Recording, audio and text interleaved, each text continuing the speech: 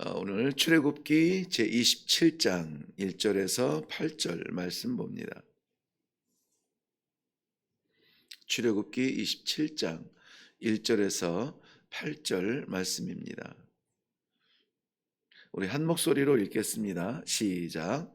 너는 조각목으로 길이가 5규빗, 너비가 5규빗의 제단을 만들되 네모 반듯하게 하며 높이는 3규빗으로 하고 그 네 모퉁이 위에 뿔을 만들되 그 뿔이 그것에 이어지게 하고 그 제단을 노스로 싸고 재를 담는 통과 부삽과 대야와 고기 갈고리와 불 옮기는 그릇을 만들되 제단의 그릇을 다 노스로 만들치며 제단을 위하여 노스로 그물을 만들고 그 위 네 모퉁이에 놋고리 넷을 만들고 그물은 제단 주위 가장자리 아래 곧 제단 절반에 오르게 할지며 또 그 제단을 위하여 채를 만들되 조각목으로 만들고 놋으로 쌀지며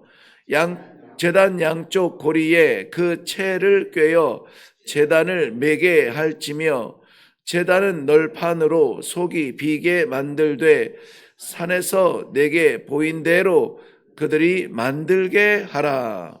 아멘. 우리 먼저 기도하겠습니다.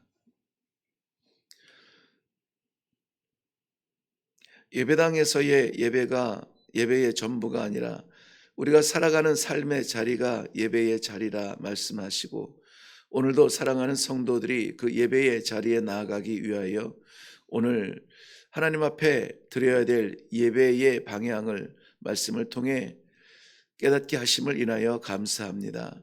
이 귀한 생명의 말씀이 이 새벽을 깨우는 귀한 성도들의 기도 가운데 결단하게 하시고 하나님의 뜻을 알아 오늘 모든 삶의 자리마다 하나님 앞에 드려지는 제단이 될 수 있도록 축복하여 주시옵소서. 감사드립니다. 예수님의 이름으로 기도하옵나이다. 아멘. 네, 이제 이스라엘 백성들의 출애굽한 이후에 광야 생활, 낯선 광야에서의 삶을 시작하고 있습니다. 하나님께서는 그 광야 생활에 가장 먼저 하신 일이 말씀 계명을 주시고 그 계명을 어떻게 지킬 것인가에 대하여서 오늘 이렇게 계속 말씀하고 있습니다. 이런 생각을 해보신 적은 없나요? 왜 이스라엘 백성들은 40년 동안 광야를 지나야만 했을까? 불과 수주일의 거리밖에 되지 않는 애굽에서 가나안의 그 거리를 바로 가지 못하고 40년 동안을 광야에서 지내야만 했을까? 왜 하나님께서는 사랑하는 백성들이 40년이라는 세월을 광야에서 배회하도록 하셨을까? 이 광야의 삶은 그들의 삶이 아니라 예수 그리스도를 구세주로 믿고 그 십자가를 바라보며 하나님을 아버지라 우리가 입술로 고백하는 모든 성도들이 하나님의 나라를 바라보며 나아가는데 우리가 계획하지 않은 때로는 이해할 수 없는 곤란한 넘기 어려운 암담한 시간을 보내야만 합니다. 왜 그러실까 하는 것이죠. 왜 그러실까? 오늘 본문 말씀은 하나님께서 만들라 하는 이 제단에서 그 답을 좀 찾으려고 합니다.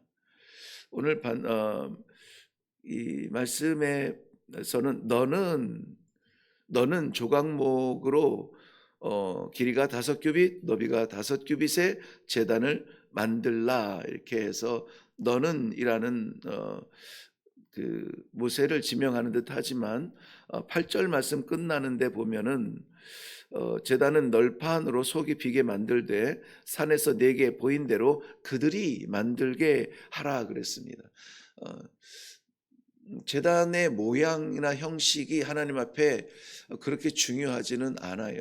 근데 하나님께서 굳이 이 40장 앞으로 계속되어지는 이 말씀 가운데 대부분을 제단을 어떻게 만들고 이 성막을 어떻게 만들고 이것을 너무 구체적이고 실제적으로 이렇게 가이드를 주시면서 마치 이런 제단 아니면은 안 돼라고 하는 그러한 것처럼 하나님이 섬세하게 이 말씀을 해 주시는 것을 볼 수가 있습니다. 그 하나하나 꼭 이렇게 해야 되나? 꼭 이렇게 해야 되나? 이런 것들을 아마 만들어 가면서 그것도 하나님이 덥석 주신 것이 아니라 본인들이 다 하나님 앞에 내어드린 금, 은, 뭐 보석, 뭐 이런 것들을 다 녹이고 또 다시 조합을 해서 만들어야 되는 그러한 과정들이 계속되고 있는 거예요.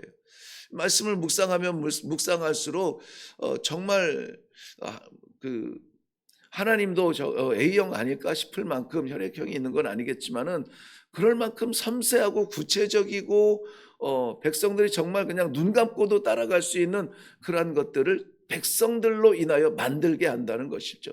백성들로 인하여 만들게 하신다는 거예요. 구원의 길은 하나님께서 열어주시고 구원의 그 놀라운 특권을 우리가 할렐루야로 찬송하며 누리게 하시지만 그 길을 걷는 걸음은 성도들로 하여금 걷게 하시는 거예요. 하나님의 나라가 그냥 열려 있지만은 그냥 열린 것이 아니라 우리가 걸어가며 날마다의 예배 가운데 하나님의 섬세하신 그 뜻을 뭐 해야 되죠? 순종해야 되는 겁니다. 그러니까는 우리가 이미 시작되어진 이 성막을 만드는 이 모든 섬세한 작업 속에서 백성들이 필요한 것이 무엇이냐? 그대로 하는 거예요. 그대로 순종의 모습이라는 것입니다. 그 순종의 구체적인 삶의 현장들을 우리는 이 말씀을 통하여서 볼 수 있게 됩니다. 왜 순종해야 되는지, 어떻게 순종해야 되는지, 언제 순종해야 되는지. 보통 하나님께서 허락하신 세상에서 살아가는 우리의 삶을 광야 시대라고 말을 합니다. 죄 가운데 우리를 건져 주시고 그리고 하나님의 나라에 입성하기까지 그 40년의 세월이 우리의 평생 동안 가야 되는 이 하나님을 신뢰하고 가야 되는 그러한 성도의 삶이라 이렇게 말씀들을 하고 있습니다. 광야 생활 40년은 실제적으로 애굽 출애굽 이후에 가나안 직전까지의 삶을 말합니다. 죽음 같은 노예의 생활에서 430년 묶여있던 그 자리에서 우리를 이스라엘 백성들을 건져 주시고 시작된 광야의 생활입니다. 그리고 약속하신 그 땅, 영원한 하나님의 통치를 나타내시는 그곳에 이르기까지 그 직전까지 요단강을 건너기 전까지가 광야 생활인 것입니다. 이것은 단지 지형적 거리뿐만이 아니라 애굽이라고 하는 곳에서 사람의 통치를 받던 민족이 하나님의 통치를 받는 민족으로 체질 변화, 영적 체질 변화가 반드시 나타나야 되는 그러한 과정이었다는 것입니다. 너무 쉽게 예수를 믿는다고 교회에 올라와서 예배를 드린다고 예수를 믿는다고 스스로 생각하는 것이 아니라 우리의 영적 체질이 변화되어지는 이 40년의 시절은 우리에게 반드시 필요한 것입니다. 고집스럽고 변덕스러운 우리 모든 인간들의 그러한 인성이 하나님께서 바라보시는, 하나님께서 기대하시는 내가 거룩하니 너희도 거룩하라 라고 하는 신성의 그림자를 닮아가기 위해서는, 순종하기 위해서는 이 과정이 꼭 필요했던 것이죠. 그런데 그 중심에 뭐가 있습니까? 광야 생활 40년의 중심은 그 지형의 중간쯤 어둠에가 아니라 어느 곳을 가든지 하나님께서 부르신 백성들의 중심에는 뭐가 있다고요? 성막이 있었다는 것입니다. 성막이 인생의 중심에는 성막이 있어야 되죠. 하나님의 임재와 하나님의 내주와 하나님의 인도하심, 하나님의 말씀이 있는 성막이 우리 삶의 중심에 있어야 되는 것을 오늘 우리는 말씀을 통해 알 수가 있습니다. 그 성막에 하나님께서 성막을 지으라 하는 것은 거할 곳이 필요하기 때문은 아니에요. 사람이 지은 그런 어떠한 거할 곳이 필요한 하나님은 아니세요. 그런데 거기에 꼭 필요한 게 있었습니다. 바로 제단이었습니다. 제단. 성막에 아마 가장 모든 것이 다 성스럽고 중요하겠지만은, 그런데 그 중심, 성막, 이스라엘 백성들의 중심의 성막이고, 성막의 중심에는 바로 이 제단이 있어야 되는 것입니다. 제단이 성막의 중심이죠. 어쩌면은 성막에 지으라 하시는 목적이기도 합니다. 하나님의 백성들의 재물이 올려주고, 하나님의 백성들의 원하든 원하지 아니하든 습관적이든 욱하는 것이든 저지른 그 범죄의 모든 찌꺼기들이 다 태워지고, 그리고 하나님 앞에 새로운 삶을 살 수 있는 성결의 기회가 생기는 그곳.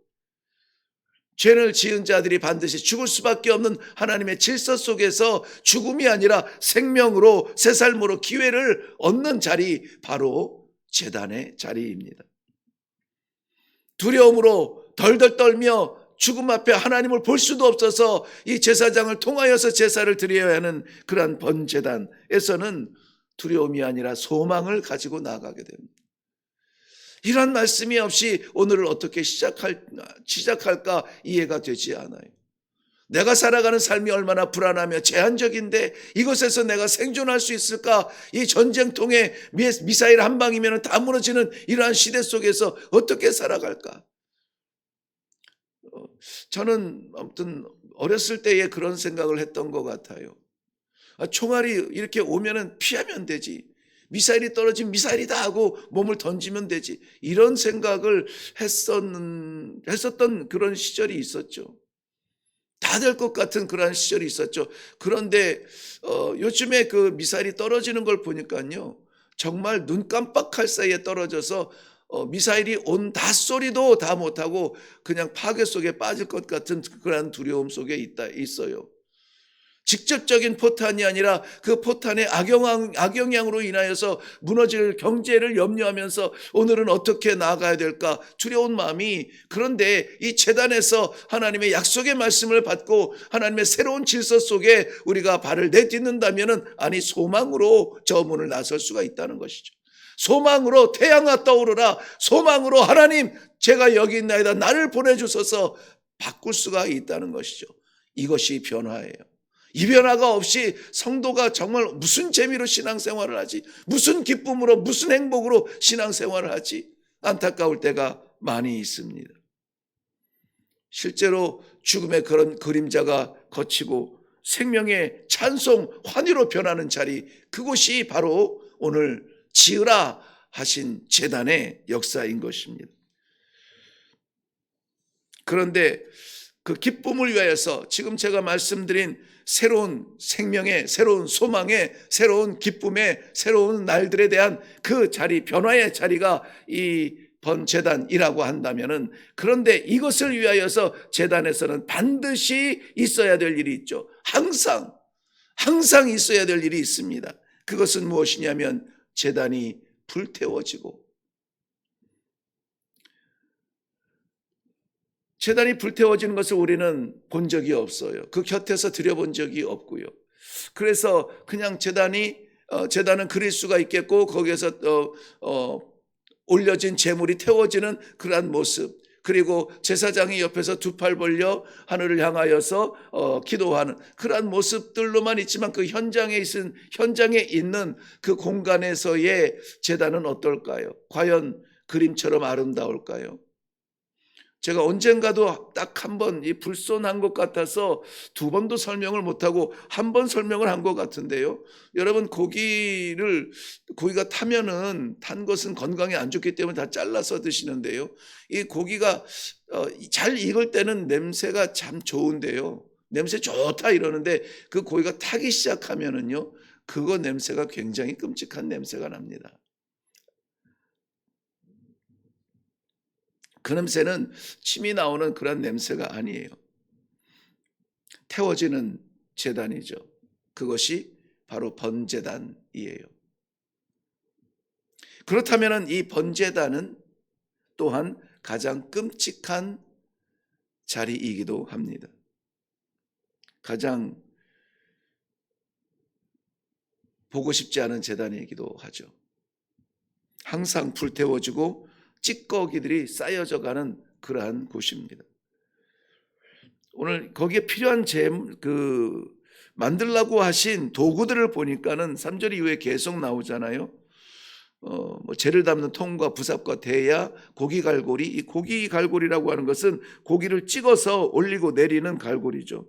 태우기 위해서 불을 옮기며 사용할 그릇이 필요하고 그렇게 태워진 재가 된 그 재물을 긁어 모아 치워야 되는 통이 필요하고 부삽이 필요하고 대야가 필요하고 이동할 때 옮겨야 하는 상황에 필요한 고리가 필요하고 우리의 모든 죄가 용서받고 새 소망으로 일어나는 가장 성결한 곳이면서 가장 소망스러운 곳이면서 동시에 모든 죄가 태워지고 버려지고 찌꺼기로 던져지는 그러한 가장 더러운 곳이 어디냐? 번제단이라는 것입니다. 그래서 이 번제단을 통해서 하나님의 통치 원리가 나타나게 되는데요. 그것은 생명을 위한 죽음, 하나님의 공의 의 자리인 것입니다. 로마서 6장 23절 말씀에는 죄의 삭은 사망이요 하나님의 은사는 그리스도 예수 우리 주 안에 있는 영생이니라. 하나님의 은혜 즉 하나님의 선물은 우리 주 예수 안에 있는 영생이니라.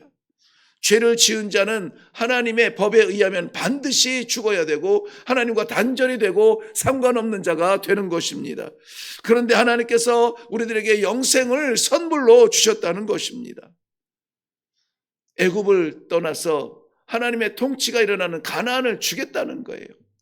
죄의 땅을 떠나서 생명의 땅으로 한계적인 땅을 떠나서 영원한 생명의 자리로 인도하여 주시겠다는 하나님의 약속입니다. 그 놀라운 변화, 죽음에서 생명으로의 변화를 누구 때문에 우리가 얻을 수 있느냐? 이스라엘 백성들이 광야 생활 가운데에서 잘 걸어서 건너간 것이 아니라 하나님 중심의 이 제단에 반복되어지는 저들의 습관적인 욱하며 순간적인 그러한 저질러지는 죄악들이 태워지고 부셔지고 버려져서 용서받고 새로운 삶을 살았기 때문에 저들이 가나안 땅을 밟을 수 있었던 것처럼 우리의 끔찍한 죄들이 태워지고 버려져서 살아난 영원한 생명은 바로 예수 그리스도의 그 십자가로 인하여서 얻을 수 있었다는 것입니다. 우리가 주님이라 부르는 예수 그리스도, 오늘 우리 생명의 중심이 되어져야 되고 우리 삶의 중심이 되어져야 되는, 내 심령의 중심이 되어지고 내 생각의 중심이 되어져야만 하는 바로 우리의 중심인 예수 그리스도의 그 십자가를 바라보지 아니하고 나아가지 아니하고, 예수님께서는 반드시 죽어야 되는 우리의 죄를 홀로 짊어지시고 내가 누군가의 일을 대신하는 것만도 벅찬데 그들의 일을 대신해야 된다면 우리는 다 할 수 없을 것입니다. 그런데 한 사람, 두 사람, 세 사람이 아니라 이 시대를 살아가는 80억의 사람들이 아니라 역사 속에 존재하는 모든 인간들의 죄악을 홀로 짊어지셔야 됐던 그 십자가는 아름답게 바라봐야 될 십자가가 아니라는 것입니다. 거기에서 우리는 생명을 얻고 구원을 얻고 소망을 얻었지만 그러나 그곳은 가장 끔찍하고 가장 추하고 가장 더러운 번제단에 올라가신 예수 그리스도의 모습을,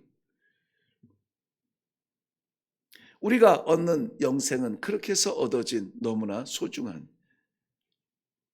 이것이 하나님의 공의입니다.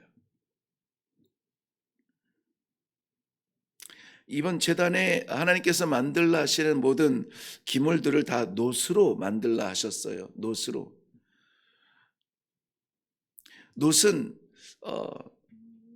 하나님의 공의를 나타날 때에 사용되어진 그러한 물질이기도 합니다. 민수기 21장에 보면은 한 사건이 나오는데요. 이스라엘 백성들이 해방의 자유의 은혜를 받은 후에 광야를 걷다가 거친 길에 힘이 들자 너무 지쳐서 한계를 느끼자 하나님을 원망하기 시작합니다. 정말 우리는 한 조각만이라도 한번 맛봤으면 좋겠다. 그러면은 내가 평생 순교의 삶을 살리라. 막 이런 다짐이 생길 것 같은데 이스라엘 백성들은 기적 같은 만나를 날마다 먹고도 살아계신 그 하나님 아버지의 사랑을 잊어버리고 어려움이 찾아오고 괴로운 순간마다 하나님을 원망하고 힘들어합니다. 심지어는 그 하늘에서 주어지는 이 만나를 하찮은 음식이라고 표현하기까지 합니다. 왜 하나님께서 우리를 광야에 인도해 내셔서 여기에서 죽게 하느냐? 대적하며 불평할 때 하나님께서는 불뱀을 보내어서 불평의 그 입술들, 불평의 심령들을 물게 하셔서 죽게 합니다. 그러면 우리는 또 이렇게 생각하죠. 사랑의 하나님이 그의 백성들이 고생해서 조금 불평한다고 한들 불뱀을 보내어 죽어가는 그 모습을 봐야 하는 것은 하나님의 사랑인가? 아니요. 하나님의 사랑은 다음에 나타납니다. 백성들이 그들의 죄를 깨달으며 후회하며 회개하며 바라보기만 하면은 살 수 있던 그것이 있습니다. 바로 장대에 매어 달린 놋뱀이었습니다. 누구든지 바라보는 자는 살게 되었습니다. 원망하며 범죄한 백성들을 하나님께서 불뱀으로 치시고 순종하며 바라보는 이스라엘 백성들 놋뱀으로 살리시는 그것이 하나님의 공의의 광장이었다는 것입니다. 누구라도 하나님의 공의의 심판의 자리를 피할 수는 없습니다. 여기에 있는 저나 이 말씀을 나누는 우리 사랑하는 우리 성도 여러분들 모두 다가 우리들의 죄를 해결하기 위해서는 이 하나님의 공의의 자리, 번제단에 나아가야 했던 것입니다. 우리들의 연약함이 하나님께서 심판하실 심판의 중심은 아닙니다. 우리의 연약함은 놋제단에 올려놓으면 돼요. 그리스도의 십자가 앞에 내려놓으면 된다는 것입니다. 그것으로 우리 하나님께서는 우리의 모든 부끄러운 죄를 씻어주시고 덮어주시고 용서해 주시고 새로운 생명으로 나아가게 하십니다. 우리는 그래야 살아요. 그래야 삽니다. 사랑하는 성도 여러분, 구약의 제사장도 성소로 나아가기 전에 반드시 이 번제단을 거쳐야 했습니다. 범죄한 모든 사람들, 하나님의 공의로우신 죄로 인하여 죄는 죽고 구원을 얻어야 하나님께 나아갈 수 있는 이러한 영적 질서 앞에서 오늘 우리는 이 제단에서 번제단에 제물을 올려드려야 되지만 더 이상 우리는 번제단에 태워지는 냄새를 맡지도 않습니다. 그러나 우리를 위해서 단번에 영원히 하나님 앞에 화목의 제물이 되어주신 예수 그리스도의 십자가를 오늘도 우리 중심에 세우고 예수 한 분이면 됩니다. 예수 바라보며 나아갑니다. 예수 말씀 동행합니다. 오늘 우리의 중심에 예수 그리스도의 십자가가 세워지는 놀라운 축복의 날이 되시기를 주님의 이름으로 축원합니다. 기도하겠습니다. 허락하신 귀한 말씀 감사합니다. 제단에 태워진 죄가 사해짐으로 인하여 하나님의 백성으로 존재할 수 있었던 것처럼 예수 그리스도의 십자가 앞에 내려놓은 우리의 부끄러움을 인하여 우리를 새롭게 하신 하나님의 은혜를 믿습니다. 오늘도 이 믿음으로 나아가게 하여 주시옵소서.